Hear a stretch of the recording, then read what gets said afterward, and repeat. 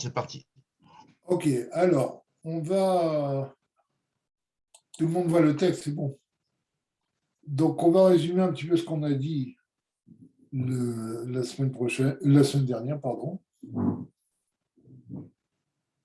Donc, on avait dit que on a commencé à parler du Tzimtzum et on avait dit qu'il y avait une différence fondamentale entre le premier Tzimtzum, qui a eu lieu sur le Or et Sof, et les Tzimtzumim qui sont après. D'accord? Et on avait expliqué que le premier Tzimtzum, voilà, et voilà, encore deux. Messieurs, le cours est à lui ou moins quart. Si vous voulez qu'on le maintienne à moins quart, on le met à moins quart, moi ça m'arrange. Mais dites ce que vous voulez. Parce que là, les gens arrivent entre 40 et 45. Là, on est 42, Et on est on à peu verra, près. je ferai un sondage. Vas-y, continue, je ferai un sondage. OK? D'accord. Tu me tiens au courant. OK. D'accord. Donc, et on avait commencé à parler du Or Ein Sof qui est avant le Tzimtzum. D'accord? On a dit que le Ein Sof, ça ne veut pas dire simplement qu'il est fini, il est infini, mais ça veut dire qu'il est sans limite et qu'il n'a aucun manque. D'accord?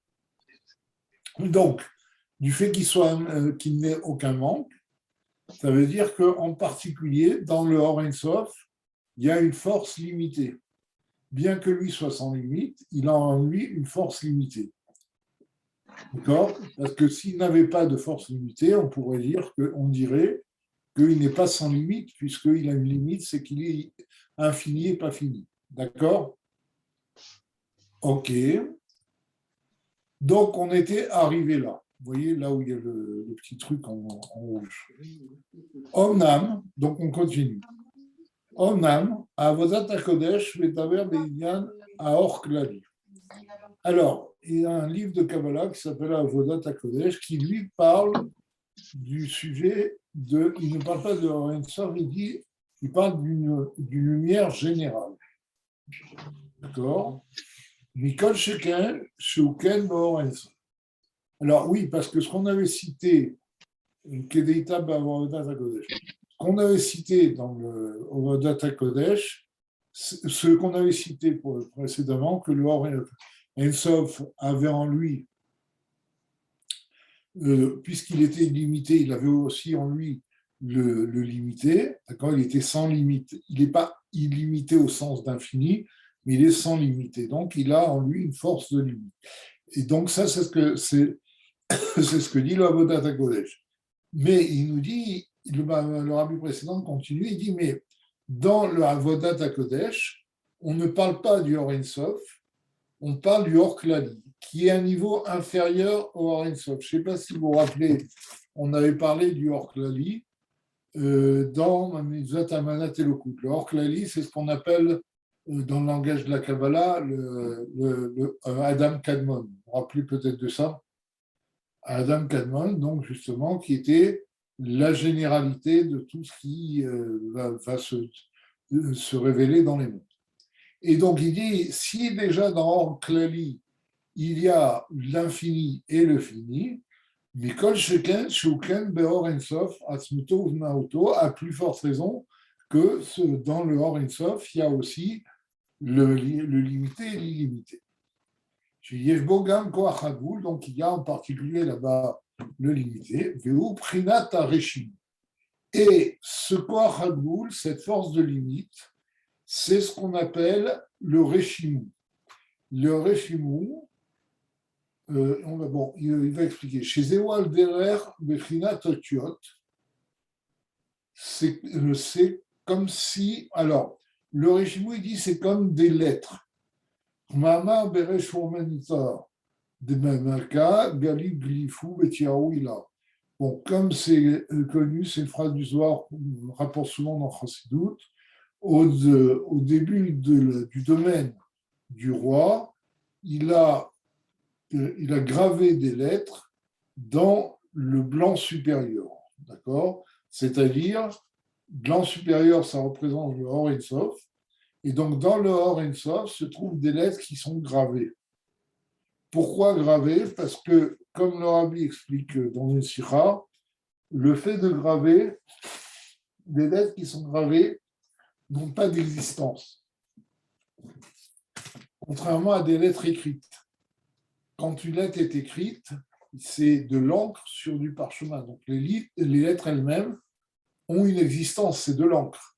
Par contre, quand on grave dans la pierre des lettres, les lettres n'ont pas d'existence, c'est simplement une absence de pierre. D'accord? C'est pour ça qu'on parle de galif glifou. C'est de la même façon, les lettres du Réchimou, donc du Koach Hagoul, de la force limitée, lorsqu'elles sont dans le Or Ein Sof, elles sont comme gravées, c'est-à-dire qu'elles n'ont pas d'existence en elles-mêmes. D'accord? Ou Firouj glifou, ou la Shon Hakika, comme il dit. Glifou, ça veut dire gravé. Vaïno Hakika Taotiot, chez Or Ein Sof, chez l'Ifnat Sipsum. Et donc, c'est le fait de graver les lettres dans le Or Ein Sof qui est avant le Tzimtzum. Comme je viens d'expliquer pourquoi elles sont gravées. Nikra Beshem Hakika, les Orot à la Eder Metzil. Voilà, il est dit explicitement, c'est appelé, ça fait longtemps que je n'ai pas fait ce maman, j'ai oublié qui l'ont parlé. Donc, c'est écrit, en général, les mamarim du rabbi précédent sont très explicites, contrairement à d'autres rabbis. Le rabbi précédent est très, très didactique dans ses mamarim. Donc, Venikra Beshem Hakika, et pourquoi ils sont appelés gravés? Pour enseigner le fait que ces lettres-là n'ont pas d'existence. D'accord? La lanterne rouge. Donc, n'ont pas d'existence. Yadoua et fraîche, Beinotiot Achakika, les Otiot Activa. Comme on connaît la différence entre les lettres de gravées et les lettres écrites, les Otiot Actav, Arehem, Davar, Nosaf, Alaklav, chez Podvimalav. Puisque les lettres qui sont écrites, c'est quelque chose qu'on met en plus sur le parchemin, Vaïnou, c'est-à-dire que les lettres ont une existence en elles-mêmes, puisque c'est de l'encre. Et là, Shem, Ktuvim, à la clave, elles sont simplement posées sur le parchemin. Shadouma misé, alors que représentent ces lettres écrites? L'exemple de ça, les malas au niveau spirituel, Imprinat Akelim d'Atsilut. Les lettres écrites, ça correspond au réceptacle d'Atsilut, des sphirotes d'Atsilut, Shem Bibrinat Metsiout Davar.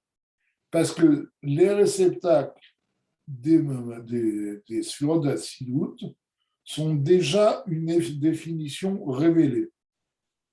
Alors, je ne vais pas traduire Metsiout Davar comme une existence à part entière.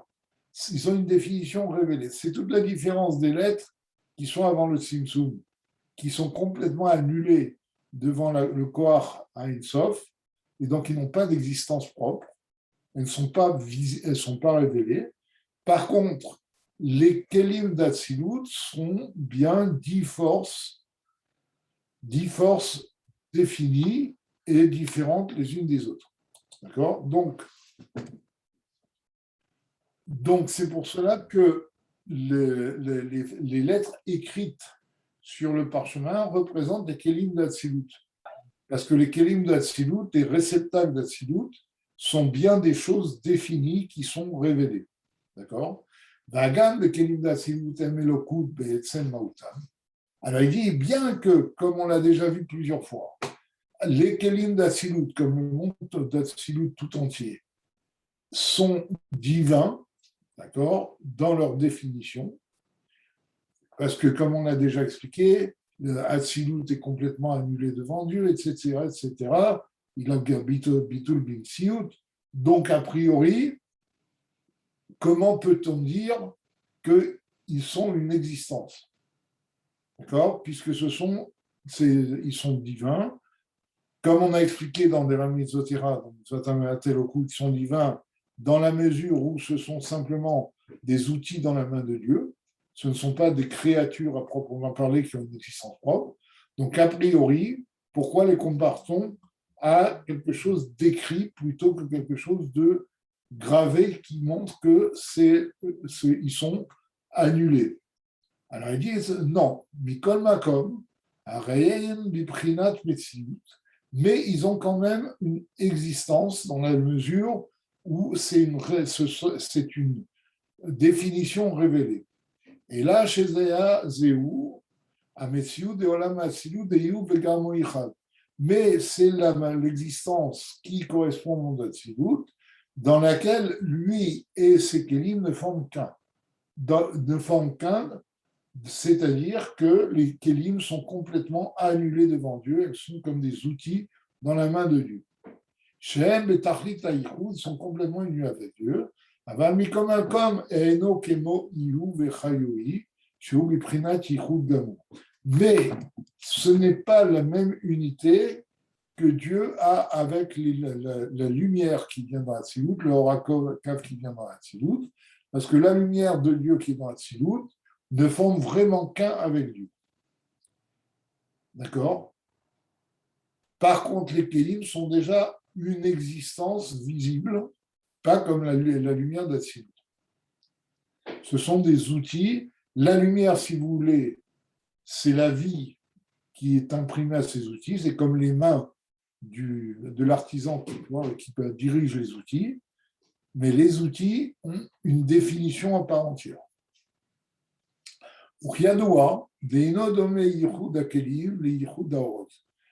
Comme c'est expliqué ailleurs, que l'unité de Dieu avec les réceptacles n'est pas la même unité, ce n'est pas la même force d'unité qu'il y a entre Dieu et la lumière de la nature, puisque les filles, chaque élim,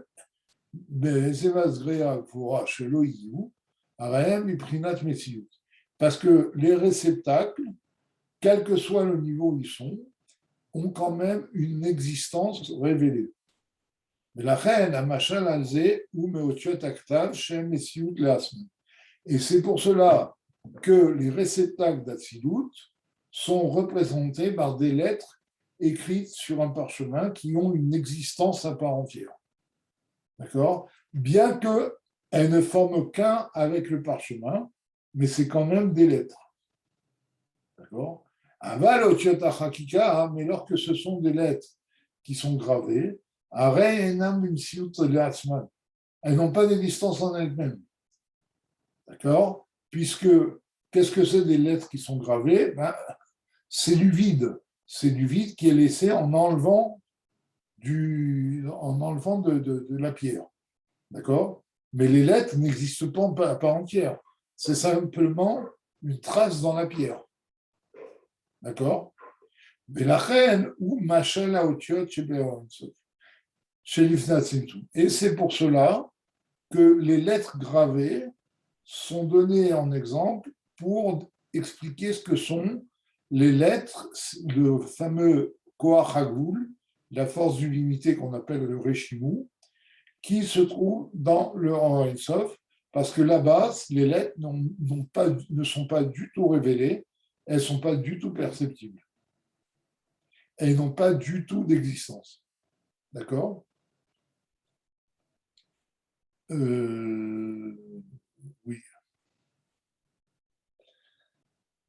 Chez Einam Biprinat Metziut, elles n'ont pas du tout d'existence, que mot Alderer Machal, Otiot, chez Be'etzem Anefesh. Comme on peut donner aussi l'exemple des lettres qui sont dans l'essence de l'âme. Chez Anefesh Melea Otiot, Veinam Kebemadriga Prinat Metziut Klal.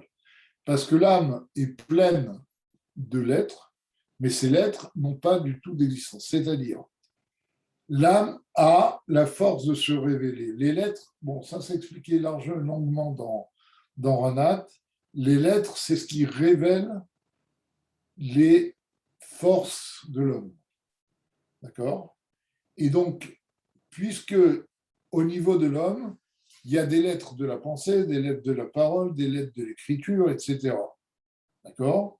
Donc, les lettres sont de la même façon, enfin, aussi bien les lettres de la pensée, de la parole que de l'écrit, ce sont des révélateurs des forces de l'homme. Par exemple, les lettres peuvent révéler l'intellect de l'homme, ou à soi-même dans la pensée, Parce que quand on pense avec des lettres, ou aux autres par la parole, ou au niveau de l'écrit. D'accord. Donc les lettres peuvent révéler les forces intellectuelles. Il ne faut pas confondre pensée et intellect. L'intellect, c'est une force. La pensée, c'est un habit de l'âme, c'est-à-dire c'est un révélateur. D'accord. Et donc, de la même façon, les lettres peuvent révéler des sentiments. Avec des lettres, on peut exprimer ces sentiments par rapport à quelqu'un d'autre. Donc les lettres ne sont que des révélateurs des forces de l'âme. Et puisque l'âme est capable d'utiliser des lettres, ça c'est ce qu'on explique dans Chassidut, ça prouve qu'au niveau de l'essence de l'âme, il y a aussi cette notion de lettre. D'accord? Mais au niveau de l'essence de l'âme, ils ne sont pas du tout révélés. C'est exactement le même processus que les lettres qui sont dans le Or Ein Sof, ce qui est avant le Tzimtzum, qui ne sont pas révélées parce que le Tzimtzum est une lumière très grande qui ne laisse pas de place pour la révélation des lettres. D'accord. Veine, Beotiot Achakika, Goufa. Alors, maintenant, dans les lettres gravées elles-mêmes, Arei Yeshte Ofane Chakika. Il y a deux façons de graver. Aechad Mo Chakika al Eventov, שהגם שאין כאן האותיות במציאות לעצמם, היינו שאינם דבר נוסף. מכל מקום, הרי יש לאותיות האחיזה באיזה דבר.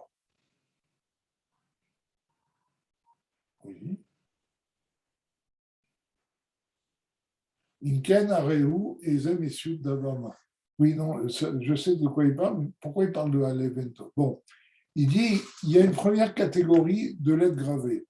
Ce sont les lettres gravées qui sortent. D'accord? C'est-à-dire que les lettres sont en pierre. Par exemple, sur une pierre, des lettres sont, lorsque les lettres sont, c'est-à-dire on grave autour et on fait apparaître des lettres en pierre. D'accord? Bien que les lettres ici n'ont pas vraiment d'existence puisque c'est une partie de la pierre, d'accord? Mais ils ont quand même une définition. Ce sont des lettres, c'est pas un vide, c'est de la pierre. D'accord? Donc, il y a quand même une petite notion d'existence sur cette lettre. Pas c'est pas le même niveau d'existence que les lettres écrites, parce que les lettres écrites sont vraiment différenciées du parchemin, mais c'est une existence dans la mesure où c'est ce qu'on appelle otiot boltot. Ce sont des lettres en relief, donc les lettres qui sont faites de pierre, qui ne sont que la pierre, ont quand même une existence, on peut les toucher, d'accord, c'est un morceau de pierre. Vaïmou, de Bezegoufa, chez Yeshlaem, Achiza, Beizedavar, Nezegoufa ou Metsiutam. C'est-à-dire le fait qu'elles tiennent par rapport à quelque chose, c'est-à-dire c'est quelque chose qui fait partie de la pierre et qui est en pierre, eh bien, cette chose-là fait qu'elles ont une certaine existence. Mais Agam Shachiza Shaotiot ou Begoufo ou Mauto chez Eventova, bien que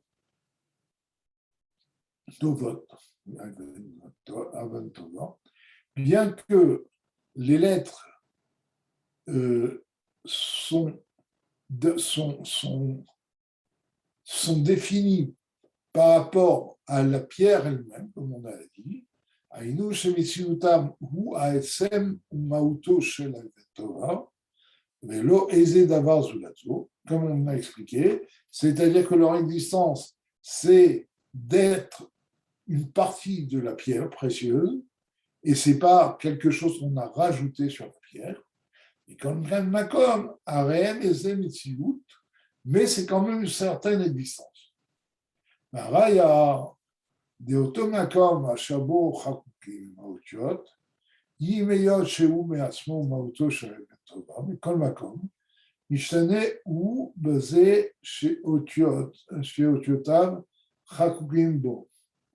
La preuve, c'est que l'endroit où seront gravées les lettres, d'accord, bien que les lettres fassent partie de la pierre, mais cet endroit-là a dû être transformé pour laisser apparaître les lettres. On a enlevé de la matière de la pierre pour laisser apparaître les lettres. Chanire bemochash et bemakom chekikat haotiot mashrir veino mavhik como sheu beven tova mitadasmo. Ah, pardon, j'ai fait un faux shot. Oui, c'était pas. Ok. C'était pas explicite. C'est pour ça que j'ai fait ce faux shot. Il parle pas de lettres qui boltotent, qui sont en relief, mais des lettres gravées dans la pierre. D'accord. Donc on a dû enlever de la pierre pour laisser. Alors il dit la preuve en est, c'est qu'on peut mettre, par exemple, de l'encre ou un produit de couleur qui va faire que ces lettres-là vont avoir une couleur différente de la pierre. Bon. Donc, ce n'est pas les lettres en relief, ce sont les lettres gravées. On va voir la deuxième catégorie.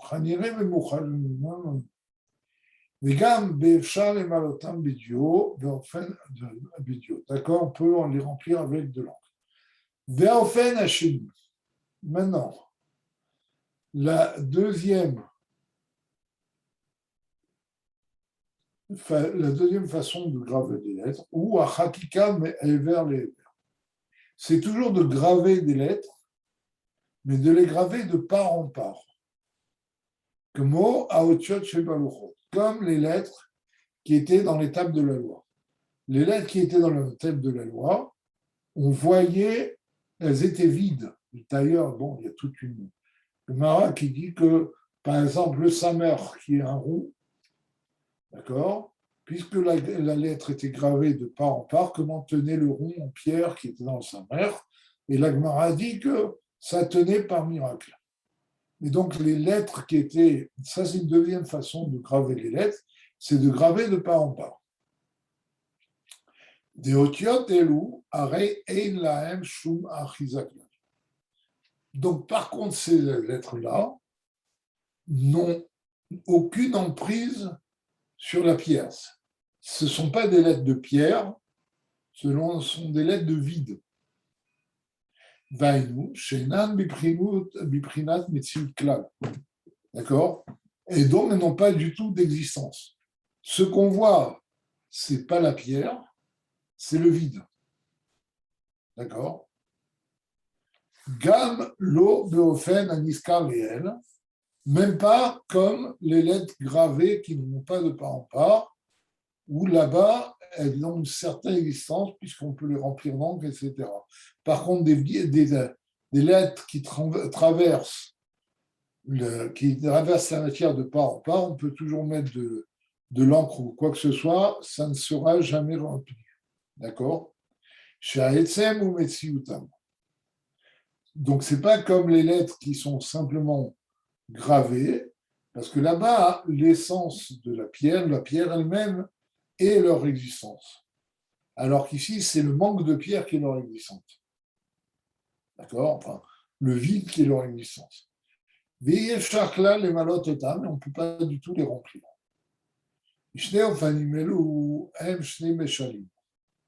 En fait, ces deux façons de graver correspondent à deux paraboles sur deux sujets spirituels. L'exemple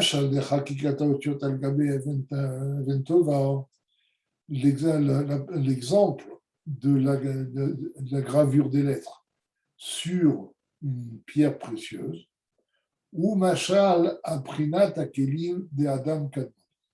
Ça porte sur les réceptacles de Adam Kadmon. Prinat Teiru, normalement. Tiaru et Tata.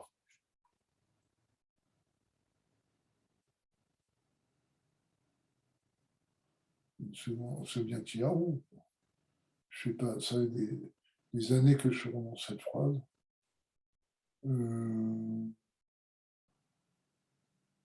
Oui, voilà. Ah oui, c'est Taïrou, c'est marrant. Ça fait des années que je dis Tiaru. Bon, d'accord. Donc ça, Adam Kadmon, c'est Taïrou, et Tata, c'est la pureté inférieure, la pureté dans le sens de la blancheur. Pourquoi la blancheur?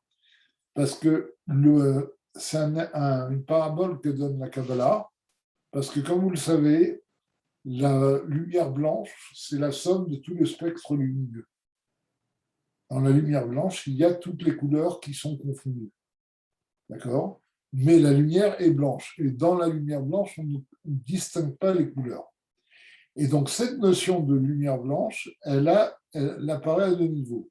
Comme il dit ici, au niveau de Adam Kadmon, Adam Kadmon est appelé Taïru Tata. C'est la pureté, la blancheur inférieure. Pourquoi? Il va expliquer. Enfin, pour ceux qui ont suivi les cours précédents, c'est une évidence. Deim et Shem Rak Prinat Shoresh Neshamot des Gufot Bilvad, parce que bien qu'elle ne soit que la racine des âmes qui vont venir dans les corps, Kol Makom Aresh Lahem Eize Achiza, mais elles ont quand même une certaine emprise sur la lumière, Aïnou, Shem Akol Panim Eize Messiut, elles ont une certaine existence, qui n'est pas la même existence que celle des Kélim d'Atsilut, mais elles ont une certaine existence. Comment? Uchiadoua, de Heder Messiut de Kélim d'Adam Kadmon, Eino Kolkar Mitzad Atzmo, qui est Mitzad Aor Vagilu. Alors il dit, comme c'est connu, que le fait que les lettres d'Adam Kadmon n'est pas, enfin le fait que les kélim, les réceptacles d'Adam Kadmon, n'aient pas d'existence, ça ne vient pas tellement du fait que ces lettres soient annulées, mais du fait qu'elles sont annulées par la révélation qui est dans Adam Kadmon. Je ne sais pas si vous vous rappelez, on avait parlé d'Adam Kadmon à la fin de Mitzvot Amanat Elokut. Adam Kadmon, c'est quoi? C'est la généralité première qui contient tous les détails de la création de façon cachée. C'est-à-dire, il y a une généralité qui contient tout, mais aucun détail n'est apparent. Et il dit justement, en tant que, ce qu'il veut dire ici, c'est pourquoi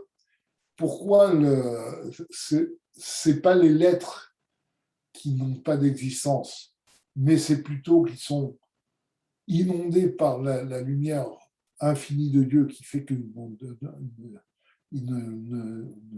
n'apparaissent pas, mais eux-mêmes ont une existence.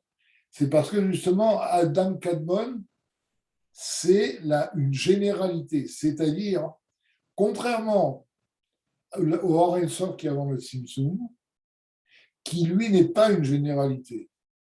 Le Or Ein Sof, c'est l'indéfinition totale. Il n'y a aucune, même la notion au niveau de Or Ein Sof, même la notion de définition n'existe pas. C'est l'indéfinition totale. D'accord? Par contre, quand on me dit que quelque chose est une généralité, ben une généralité contient les détails. Vous comprenez? Et donc, c'est pour ça que dans Adam Kadmon, les lettres ont une existence, puisque Adam Kadmon, c'est un réservoir de détails qui va se révéler dans la création des mondes. Donc, ce n'est pas l'indéfinition du Or Ein Sof qui va dans le Tzimtzum, c'est la généralité des définitions.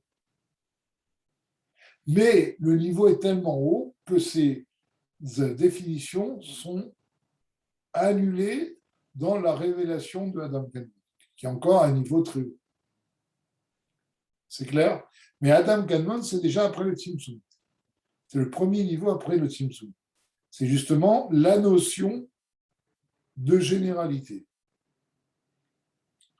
Ce n'est pas encore les détails, ce n'est pas encore les définitions, mais c'est un potentiel de définition. Alors que le Or Ein Sof qui est avant le Tzimtzum, c'est un potentiel indéfini. D'accord? Je ne sais pas si vous saisissez la différence entre les deux. C'est clair ce que j'ai dit? Bon, qui ne dit mot. Aval, mitzad atzman, mais en elle-même, al-kol panim, aiment al-kol panim et messieurs. Mais en elles-mêmes, elles ont une certaine existence, puisque c'est une partie de la généralité. Vous voyez ça c'est caractéristique de cette différence. Dans Adam Kadmon, les lettres sont une partie de la généralité d'Adam Kadmon. Par contre, dans le Or Ein Sof, chez l'Ifnat Tzimtzum, on ne peut pas parler de partie, puisque c'est l'indéfinition.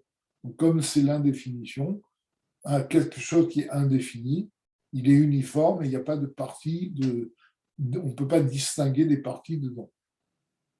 D'accord? C'est pour ça que dans les mondes généraux, il est par Souf Adam Kadmon, Nikra Adam d'Ivriya. Alors, je ne sais pas si vous avez déjà entendu parler des mondes généraux. Il y a les mondes généraux et les mondes particuliers et les mondes tout court. Alors, je vous explique. Les mondes tout court, c'est les mondes tels qu'on connaît de Sedech Talchut. C'est Atzilut, Bria, Yetzira, Asira. Ça, c'est ce qu'on appelle les mondes tout court. OK. Maintenant, il y a des extensions de cette notion de monde. Une extension, c'est ce qu'on appelle les mondes généraux. Alors, les mondes généraux, c'est la même structure que les mondes, c'est-à-dire qu'il y a une Atsilut, un Bria, Yetzira, Asiya, mais ça commence au Or Ein Sof. Et donc, le Or Ein Sof qui est avant le Tzimtzum, ça correspond à Atsilut des Olamot Bira Klali. Et par contre, c'est ce qu'il dit ici, le Adam Kadmon, dans ce schéma des mondes généraux, c'est appelé l'homme de la création, du monde de Bria. Pourquoi? Parce qu'il y a déjà dans Adam Kadmon la notion de Sphirot et de Kelim, etc. Ok. Agam shemesiutam shel Kelim d'Adam Kadmon ou Biprinat Aor Asmi. Bien que l'existence des réceptacles d'Adam Kadmon, des Kelim d'Adam Kadmon, sont encore à l'état de lumière de révélation de Dieu. Veino comme d'avoir nosaf, mais c'est pas comme quelque chose qui se rajoute à Adam Kadmon. Ils sont dans Adam Kadmon, comme j'ai dit, dans la généralité d'Adam Kadmon. Des arrêts et gam bechorma d'atsilut, akeli nikra chayuri, betiferet gam akeli shem avayir choule. La preuve, c'est que même dans Chorma d'Atsilut, le Keli de Chorma d'Atsilut est appelé la vie de Dieu, comme on a dit, Yu Vechayoui. Rad, d'accord. Et de Tiferet, le Keli est appelé Shem Havayim. Kol Sheken, donc si déjà dans Atsilut, les Kelim d'Atsilut ne font qu'avec Dieu, d'accord, au point qu'elle s'identifie à des noms de Dieu, Kol Sheken, Biprinat Adam Kadmon. À plus forte raison dans Adam Kadmon, où les Kelim ne sont rien en elles-mêmes. Kol Makom, Mais elles sont quand même une petite existence du fait qu'elles fassent partie d'une généralité. Et elles ne sont pas dans l'indéfini essentiel, dans l'indéfini total, dans l'indéfinition totale. Et il dit, on continue le machal, l'exemple, les gars, même chat, efchar, les malotam. Vous vous rappelez, on avait dit, quand on grave sur des lettres sur une pierre précieuse, eh bien, les lettres ont une certaine existence. La preuve, c'est qu'on peut les remplir avec de l'encre. Il dit la même chose. Les kelim d'Adam Kadmon, on peut les remplir. C'est-à-dire, chez un biprinat d'accord, al-kol panim, les kelim, la kelim d'Atsidut. Elles peuvent être remplies et avoir une vraie existence, puisque ces kelim vont devenir la source des kelim d'Atsidut. Quand elles vont se révéler, elles vont devenir les kelim d'Atsidut. C'est ce qui se correspond à remplir les lettres gravées dans la pierre. OK.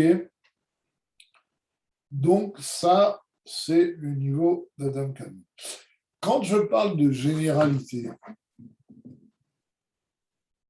je vais donner un exemple, parce que c'est jamais très clair. On parle beaucoup dans Chassidut de Adam Kadmon, qui est la généralité première, etc. Mais qu'est-ce que c'est que cette histoire de généralité? Je vais vous donner un exemple très simple. Si on apprend à un enfant à faire une addition, on lui donne les règles de l'addition. Dans la règle de l'addition, il y a une infinité d'additions qu'on peut faire. D'accord? Et l'addition, c'est la généralité de toutes les additions. C'est-à-dire, une fois qu'on a l'outil, on a l'idée, ça contient en elle toutes ces possibilités de faire toutes les additions qu'on peut faire. La même chose, quand on a une règle générale, de cette règle générale, on peut avoir des milliers, voire d'une infinité d'applications. Et toutes ces applications sont en fait contenues dans la règle générale, mais il faut les révéler. Vous comprenez? C'est exactement la même chose dans Adam Kadmon. Adam Kadmon, c'est une règle générale, mais en tant que règle, et c'est là la limite d'Adam Kadmon, c'est que quand je donne une règle, par exemple, quand je donne la règle d'addition, elle n'a en elle que l'addition. Si je donne la règle de la division, c'est quelque chose d'autre que l'addition. D'accord? Elle n'a pas tout en elle. Chacun a sa spécificité. Dès qu'on parle de généralité, c'est une généralité qui a une spécificité. Alors, je vous ai déjà raconté cette blague, mais ça illustre bien cette notion d'Adam Kadmon. Et quand il y a eu les premiers portables sophistiqués, les premiers Apple, alors les gens, surtout les gens qui avaient les moyens et qui voulaient le montrer, s'achetaient des portables super sophistiqués avec des trucs qui valaient une fortune. Et une fois, on était dans une réunion, il y a quelqu'un qui a montré son nouveau portable, il a dit, ouais, c'est extraordinaire avec ce portable, on peut tout faire, on peut faire ça, on peut faire ça, on peut faire ça, on peut vraiment tout faire. Et alors, il y a quelqu'un qui lui a dit, ah bon, est-ce qu'il sert le café? Il a dit, mais non, c'est un portable. Il dit, donc, il ne peut pas tout faire. Vous comprenez? Un portable ne peut faire que des actions numériques. Il ne peut pas servir le café. Une cafetière ne peut pas avoir des applications. Même si avec une cafetière, on peut faire de l'arabica dans différents cafés, mais elle ne peut pas avoir des applications comme un portable. Et le portable, même s'il a une infinité de possibilités d'applications, il ne servira pas le café. Vous comprenez? Donc, quand on parle de généralité, il y a déjà un domaine qui a été fixé. Et c'est ça toute la différence entre Adam Kahneman et Laura Insoft qui est avant la Simpson. OK? Bon, on continue.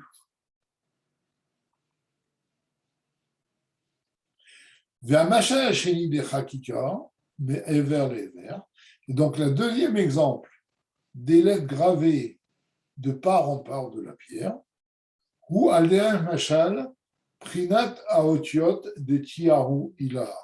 Là, ce sont les lettres qui sont représentées dans la pureté supérieure ou le blanc supérieur chez l'Istea Simcube, qui est le Horizon qui est avant le Simpson. Chez M, Biprinat Aeder. Là-bas, elles sont non existantes. Elles n'existent pas. D'accord. Aeder, Inyan, Dimsiu, c'est-à-dire, c'est la non-existence. Les gammerets, tout à fait. Alors vous allez me dire, si elles n'existent pas, comment on peut parler de lettres, puisqu'elles n'existent pas? On va voir. Ve'yefshar les malotam, betio, et on ne peut pas les remplir avec de l'encre, aïnu, sheinam begeder makor klal. Ça veut dire qu'elles ne peuvent pas être la source des sphirotes d'Atsilut. Cependant, à Rézé Prinatotiot, mais c'est quand même des lettres. Chez Nikra Koach Hagvul chez Beinsof. Ces lettres, c'est ce qu'on appelle la force du fini qui est dans l'illimité de Or Ensof. Mais là, elles existent par négation, si vous voulez. C'est-à-dire, pourquoi il y a des lettres dans le Or Ensof? Parce que si on dit qu'il n'y a pas de lettres dans le Or Ensof, il y a un manque dans le Or Ensof. Vous comprenez? C'est l'indéfinition du Or Ensof qui implique qu'il y a en potentiel des lettres. Et là, contrairement à ce qu'on a dit pour le Adam Kahneman, ce n'est pas le Or Ensof qui font que ce ne sont pas des lettres, c'est-à-dire ce n'est pas des lettres qui existent, mais qui sont inondées par la lumière du Or Ensof. Ce sont des lettres sans définition. Elles n'existent parce que si on dit qu'elles n'existent pas dans le Or Ensof, ça veut dire qu'il y a un manque dans le Or Ensof. Et comme le Or Ensof est la révélation de l'essence de Dieu, ça impliquerait par ricochet, Chaz et Shalom, qu'il y aurait un manque chez Dieu. Vous comprenez là? Vous comprenez la différence? C'est comme il y a un Mahamar où le rabbi dit que, en général, dans le Tanya, il y a écrit que Dieu a créé le mal par une création qu'il a chariad, dans Miprinat Achoraim. D'accord? Il a créé le mal par derrière. Il les nourrit, c'est comme quelqu'un qui nourrit son ennemi, etc. Il y a un mamar où le rabbi va plus loin. Il dit que le mal a été créé par une non-volonté de Dieu. Et c'est pour ça qu'on peut le détruire, parce que tout ce qui vient de la volonté de Dieu n'est pas destructible. Ça veut dire quoi qu'une non-volonté? Puisque tout est néant devant Dieu, à un moment donné, quand Dieu dit « je ne veux pas quelque chose », ça lui donne une existence. Comme a dit Freud, on peut le citer puisque le rabbi l'a cité une fois, Freud dit « on ne se définit par rapport à l'autre, soit par l'amour, soit par la haine ». Mais quand il y a indifférence, il n'y a pas de relation avec notre temps. Le néant, c'est l'indifférence. La volonté, c'est l'amour. Il y a une relation positive entre Dieu et la création. La non-volonté, c'est la haine. C'est une création négative. Mais le fait que Dieu ne l'aime pas et qu'il dit je ne la veux pas, lui donne une existence. Pourquoi je dis ça? Parce que c'est la même chose. Ici, les Kélim qui sont dans le Ein Sof, ils ne sont là parce qu'on ne peut, simplement parce qu'on ne peut pas dire qu'ils ne sont pas là. Mais ils ne sont pas vraiment là. Vous comprenez? Ils sont définis de façon négative. D'accord? C'est comme les lettres gravées de part en part qui sont vraiment rien. Ok. Mais comme la Kamarazé, Brinat Otiot, c'est une Koach Hagvul chez Ben Sof. D'accord? Ce sont donc des lettres qui sont appelées la force de limite qui est dans le Ein Sof. Chez Ben Sof, de l'Ifnei Simsum, Aya Aor, Meir Begilouy, Bea Otiot, Veaya Aïd Galout, Prinat Or Ein Sof, Ablikvul, Veakoach Hagvul Aya Be'elem. Parce qu'avant le Tzimtzum, il y avait une révélation totale, d'accord, dans ces lettres-là, d'accord, et ce qui était révélé, c'est justement l'illimité, qui est sans limite, une lumière infinie qui est sans limite, et de ce fait, il n'y avait pas de place pour la révélation de la limite. Donc la limite était voilée, était cachée. Vayede shenitzamtzem, alors, nigale prinat koach hagvul. Zeveu bederech klal prinat reshimu. מהאור אינסוף שלפני הצמצום, c'est nishar acharei atzimtzum. Donc, qu'a fait le tzimtzum? C'est qu'il a enlevé l'infini pour faire un vide, entre guillemets, pour que puisse apparaître le koach hagvul, la force de la limite, c'est-à-dire la force de la définition. D'accord? Et c'est le fameux makom panoui, l'endroit vide, vide donc pas de Dieu, mais vide de la révélation de Dieu. Donc Dieu a mis de côté sa révélation, comme nous dit le Harizal, pour laisser apparaître une seule force, c'est le Koach Hagvul. D'accord? Et c'est ça qu'on appelle le Reshimu. Je ne sais pas si le Reshimu, c'est la trace. Je ne sais pas si vous vous rappelez, dans le Mitzvot HaMatel-Okut, on avait dit pourquoi on appelle ça la trace. Le Batser Tzedek, il dit c'est comme quelqu'un qui a écrit un texte et qui l'efface. Quand il a effacé les textes, même si on ne voit plus du tout les lettres, mais il y a une trace des lettres qui ont été écrites. Et donc là, ça, c'est la trace de la lumière illimitée de Dieu, qui est le Koach Hagvul, la force illimitée. Donc ça, c'est le niveau du Koach Hagvul qui se trouvait dans le Ein Sof, comme on l'a dit, chez où Ein Sof Mamash, que mot Koach Hagvul.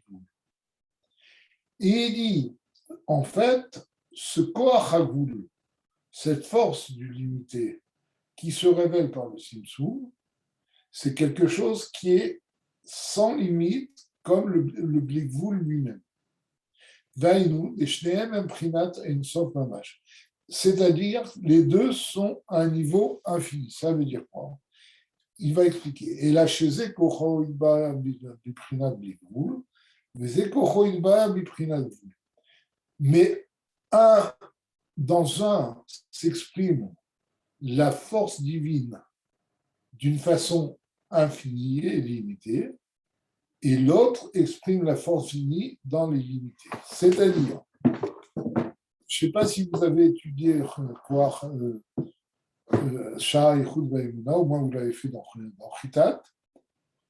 Là-bas, on dit il y a toute la moitié d'un chapitre où le Baal HaTanya explique que de la même façon que Chesed, qui est la révélation de Dieu, est quelque chose qui est à un niveau très haut, une très, très kadosh, qui est lié à Dieu, il dit il en est de même pour Gvura, qui est la force que Dieu a de ne pas se révéler. C'est exactement la même chose qu'il dit ici. Il dit aussi bien l'infini que le fini sont deux forces que Dieu révèle. Le fini est aussi une révélation de Dieu. Pourquoi ? Parce que, comme on l'a déjà dit plusieurs fois, Dieu n'est pas infini, il est indéfini. Le fini n'est pas moins naturel pour Dieu que l'infini. Et c'est ça qu'il dit. L'infini et le fini sont deux forces qui sont contenues dans l'indéfini divin.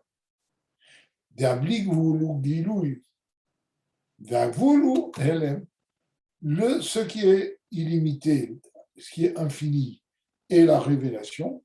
Et ce qui est limité, c'est la force que Dieu a de se cacher. Parce que ça aussi, c'est un chidouche, c'est une nouveauté. Que Dieu soit caché, ce n'est pas quelque chose de naturel. C'est une force que Dieu a créée qui s'appelle le Gvoul. Comme il y a la force qui est le Bli-Gvoul. Mais la Zot, il n'est koach ha-Gvoul chez Ben Sof, im eyot shu Ben Sof. Et c'est pour cela, la force du limité qui est dans le Ben Sof, bien que c'est aussi une force qui vient de Dieu, donc qui est En Sof, qui est limité. Enfin, il est bon. Vous voyez ce qu'elle est. Elle vient de l'indéfinition divine. Mais c'est une force cachée, puisque Dieu ne se révèle pas dans le Koach Hagoul. La reine Ikra Beshem Reshimu Levad, c'est pour ça que c'est appelé simplement une trace, comme on l'a expliqué. Voilà, là c'est un peu compliqué, mais c'est des notions très importantes. Bon, voilà.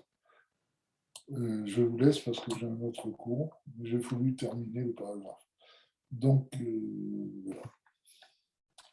Bezrat Hashem, à dimanche prochain. Shavuot Tov.